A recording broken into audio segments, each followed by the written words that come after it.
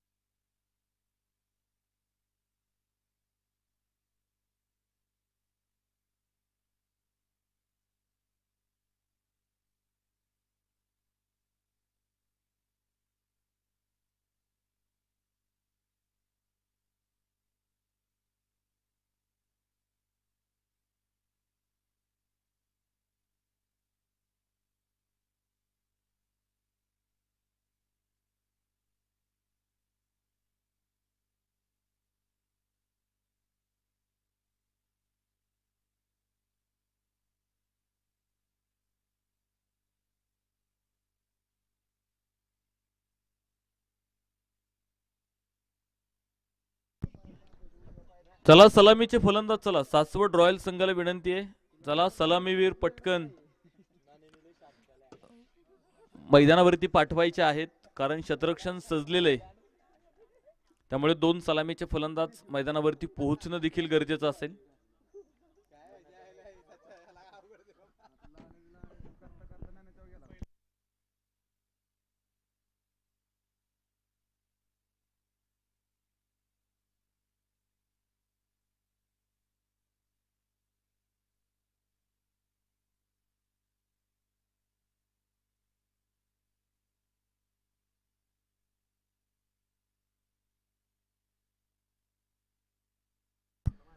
Saswad royal संघाकडून सलामीची जोडी मैदानाच्या आतमध्ये दाखल होते। ओम हिवरकर आणि शुभम वायदंडे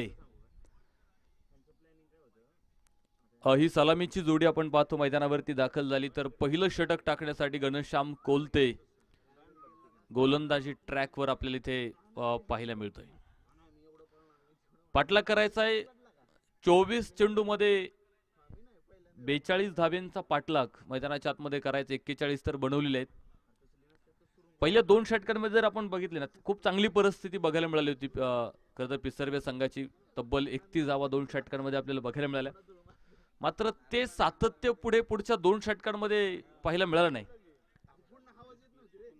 आणि पहिल्या इनिंग मधलं निर्णायक षटक ठरलं ते अभि पाटणकरचं ज्यामध्ये जवळपास मला वाटतं 3 फलंदाज त्या षटकामध्ये बाद झाले आणि शेवटच्या षटकामध्ये देखील सुंदर गोलंदाजी शुभम वायदंडेने सुद्धा साकारलेली आहे।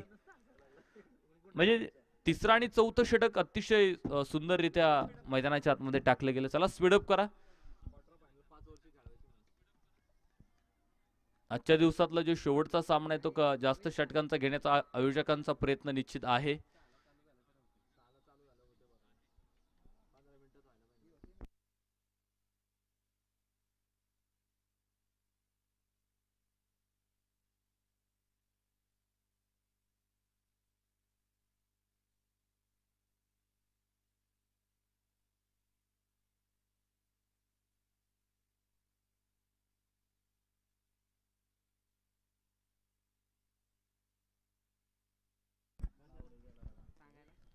पॉवर प्लेचं पहिलं षटक आपण पाहतोय ते सुरू झाले आणि गोलंदाज घनश्याम गोलंदाजी मार्कवरती आपण पाहतोय। पहिला चेंडू होता डाऊन दी ग्राउंड खेळलाय जमिनी समांतर खेळला फटका डीप लॉंग ऑनला सरळील सीमारेषा बाहेर 4 रन चौकार।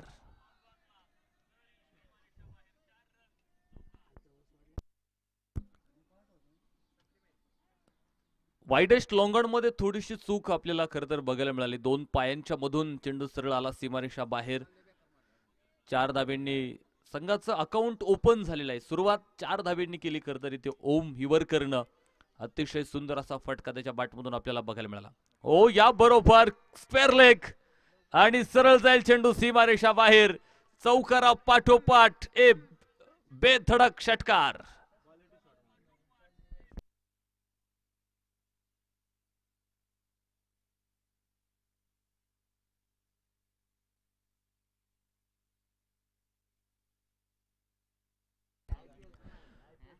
परफेक्ट मिडल ऑफ दी केलं होतं खरं तर स्क्वेअर लेगला षटकार आला आणि षटकाराबरोबर धावफलक मात्र दुहेरी अंकामध्ये जाऊन पोहोचलेला आहे. काय बॉल द्यायचा आहे? एक नवीन बॉल द्या आतमध्ये. पाण्यात गेलाय तो चेंडू त्यामुळे एक नवीन बॉल आतमध्ये द्या. पॉवर प्ले तर षटक आहे आणि त्यामुळे नवीन चेंडू आतमध्ये देणं गरजेचं असेल. जर पॉवर प्ले संपल्यानंतर तुम्ही जुना चेंडू आतमध्ये देऊ शकता. खरं तर बॉल बदलण्याचा जो अधिकार आहे ना तो फक्त पंचांना असतो.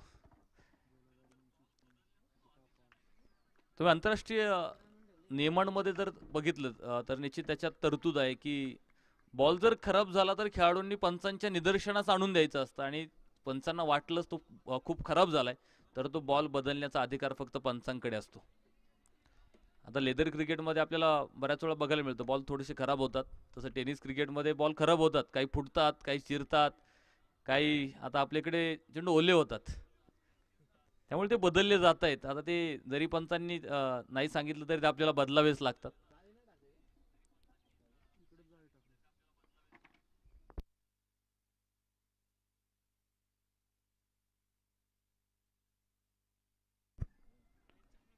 स्विच हिटचा फटका खेळायचा प्रयत्न होता.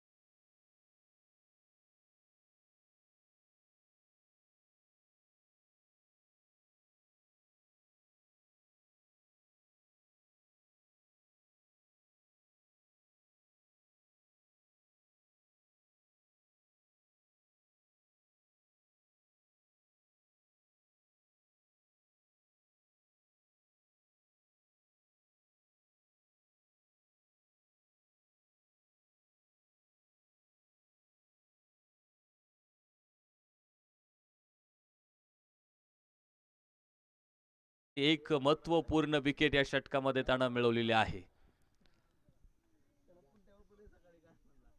हाच आत्मविश्वास निश्चित त्याच्यामध्ये परिवर्तन पुढे करणार आहे.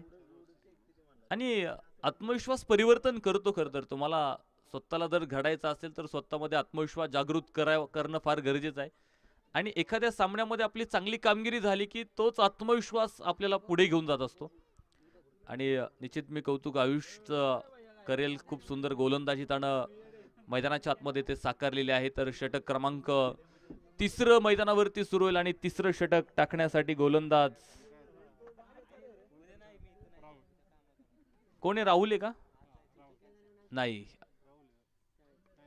अभि. काल राहुल टाकत होता, आज अभि आहे. आणि षटक क्रमांक 3 घेऊन अभि गोलंदाजी मार्कवरती आपल्याला बघायला मिळेल. काय काय सुंदर गोलंदाजी अभिची ते बघतोय. डॉट चेंडू बघायला मिळालाय. समीकरण मात्र प्रत्येक चेंडू नंतर बदलणार आहे. तुम्हाला 42 धाब्यांचा पाठलाग करायचा आहे आणि संघ पोहोचलाय 15 धाब्यांवरती. त्यावेळेस मात्र सुंदर फटका होता. हो, घनश्याम कोलतेच्या डोक्यावरून जाईल. एक टप्पा घेत चेंडू सीमारेषा बाहेर. 4 रन, चौकार.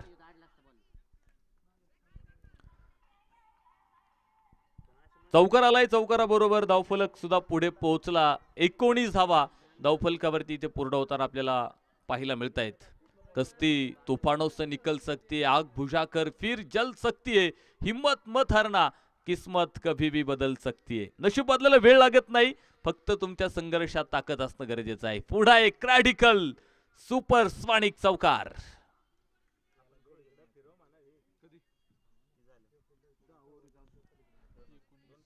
लागोपाठच्या 2 चेंडूंवरती 2 चौकार इथे आपल्याला बघायला मिळतील. शुभम वायदंडेच्या बॅटमधून आले चौकार. तर धावफलक मात्र पुढे जाऊन पोहोचला. 23 धावा धावफलकावरती पूर्ण होताना इथे आपल्याला पाहायला मिळत आहेत. 9 चेंडू आणि 19 धाव्यांची आवश्यकता असणारी मॅच मैदानावरती क्रिकेट रसिकांना पाहायला मिळते. थोडासा प्रेक्षणीय सामना खरं तर मैदानाच्या आतमध्ये होणार की काय असा प्रश्न निश्चित क्रिकेट रसिकांसमोर आहे.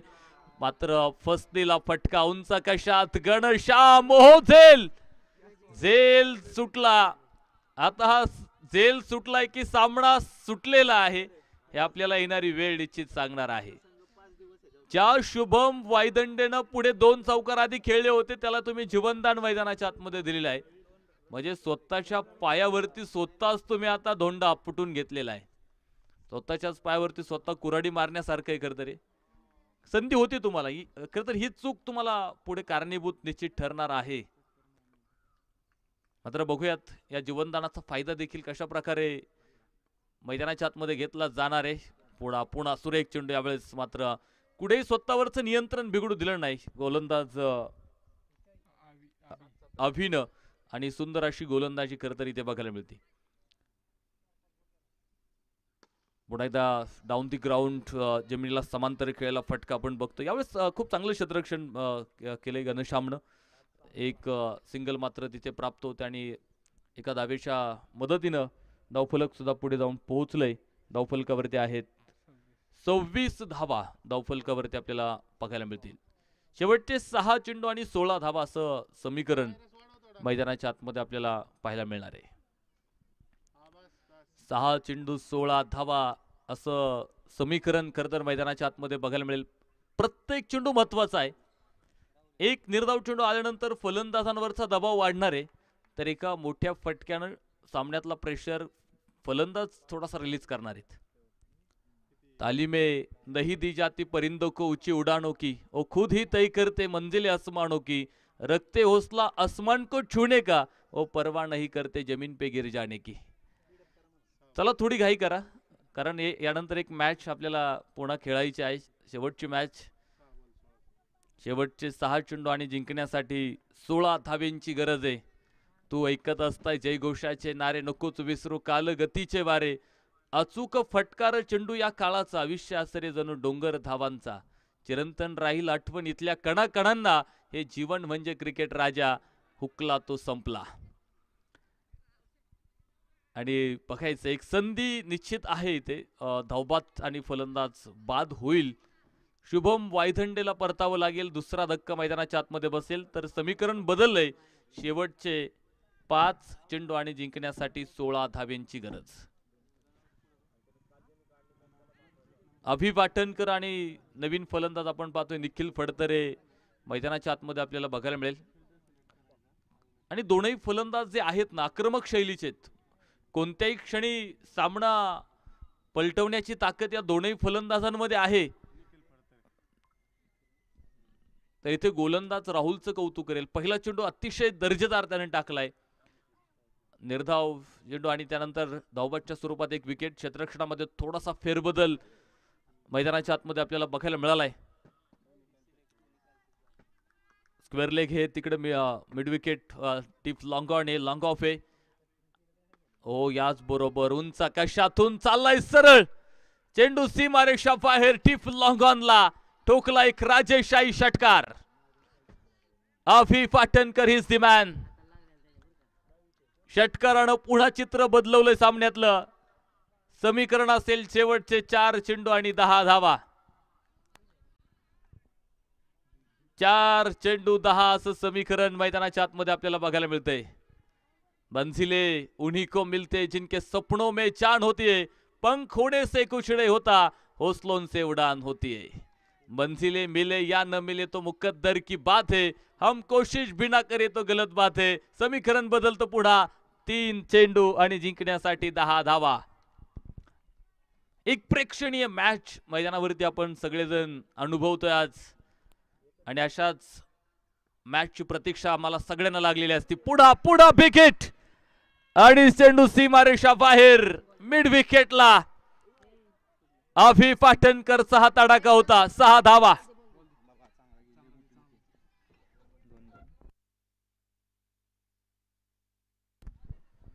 दोन चेंडू आणि जिंकण्यासाठी 4 धाव्यांची आवश्यकता. काय मॅच मैदानाच्या आतमध्ये रंगली गेलेली आहे. एक प्रेक्षणीय सामना, काळजाचा ठोका चुकवणारा प्रत्येक चेंडू आता इथून पुढे आपल्याला बघायला मिळणार आहे. राहुल वरती मात्र आक्रमण.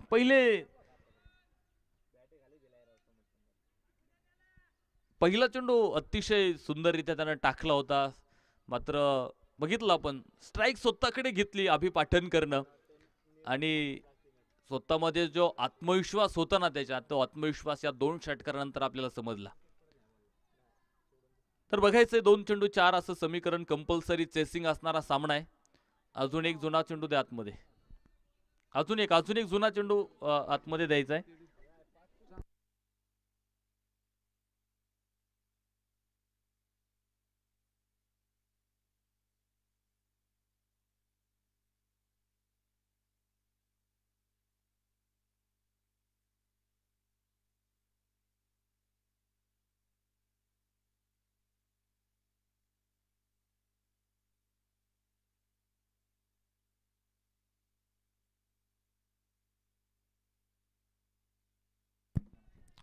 दोन चेंडू 4 धावा असं समीकरण मैदानाच्या आतमध्ये आपल्याला बघायला मिळतंय. राहुल वरती प्रति हल्ला खरं तर आपण शेवटच्या षटकामध्ये बघितला. खरं तर तिसरं षटक सामन्यातलं निर्णायक आपल्याला बघायला मिळालं होतं. ओ बिग हिट, आणि याच षटकाराबरोबर अभि पाटणकरनं फिनिश केलाय सामना. महेंद्र सिंग धोनी स्टाईलनं सामना संपवला. आणि चला नाणेफेक करूयात पुढच्या सामन्याची. नीरा विरोधामध्ये सासवड रॉयल. काय आत्मविश्वास होता खरं तर अभि पाटणकर मध्ये. शुभम वायदंडेला धावबाद केलं, स्वतःकडे स्ट्राईक घेतली, आणि स्ट्राईकला आल्यानंतर खरं तर 3 षटकार आपल्याला त्यामध्ये बघायला मिळाले. म्हणजे तर या सामन्यातला मॅन ऑफ द मॅच देखील आपण या ठिकाणी देणार आहे. आणि या सामन्यातला मॅन ऑफ द मॅच, खरा शिल्पकार कोण आहे या सामन्यातला, तर तो अभि पाटणकर आहे. त्यामुळे मॅन ऑफ द मॅच सुद्धा त्याला देणार आहे आपण. या Abhi Patankar man of the match आणि नाणेफेकीसाठी सुद्धा या. सासवड रॉयल संघ विनंती, चला पटकन या.